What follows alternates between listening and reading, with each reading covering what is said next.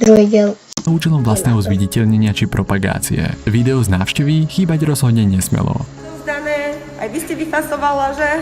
Rúško, aj tuto pán doktor majú. Takže aj im donesieme. Že? Slúbila som, že donesiem, tak donesiem. Lebo ani lekári nemajú.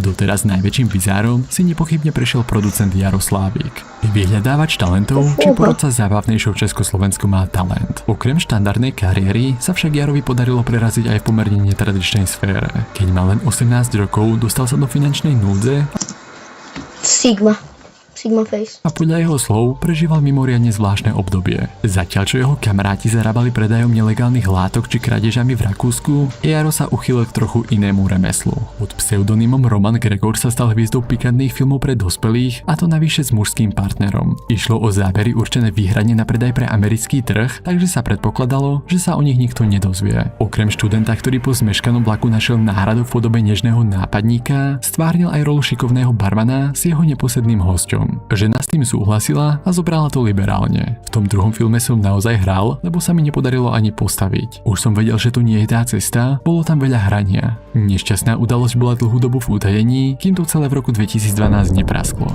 Mal som depresie, chodil som k psychiatričke, bral som antidepresíva. Som tu, žijem, to je dôležité. Bolo to dávno, je to moja história, mojich detí sa to netýka. Ja hrám úplne na Dostal si za to hodně peněz v těch 90. letech? Nie. Ne? Ne. Jakože to... Akože takto, o mnoho viacej peňazí som si potom zarobil úplne inými vecami. Ak sa ti toto video páčilo, budem nesmierne rád, ako podporíš lajkom alebo hociakým. Keď je toto konec videa, like, odved, zvonček. Je to kratšie, ale druhý diel, lebo prvého sa mi to nedalo. Follow miret.podržitko.fm. Všetko máme, všetko spolu. A čau.